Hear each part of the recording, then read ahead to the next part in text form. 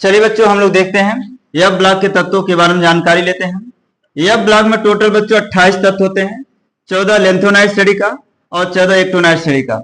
लेंथोनाइज श्रेणी तथा एक्टोनाइज श्रेणी को आंतरिक संक्रमण तत्व कहा जाता है।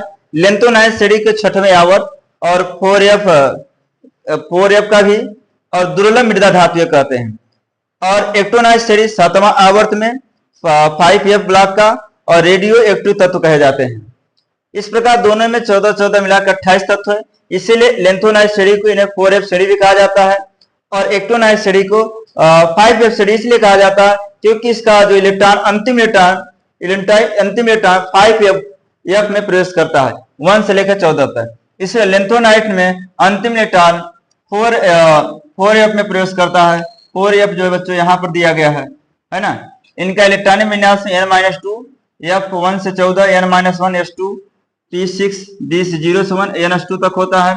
एक्टोनाइज श्रेणी का इलेक्ट्रॉनिक विन्यास बच्चों n-2 F1 से 14 n-1 S2 P6 D0 से 1 तक और n-2 होता है।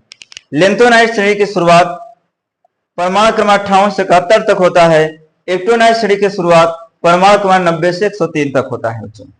इस तरह हम लोग समझ पाए हैं इसमें टोटल कितने तत्व है 28 तक, 14 लेंथोनाइड में और 14 एक्टोनाइज श्रेणी में।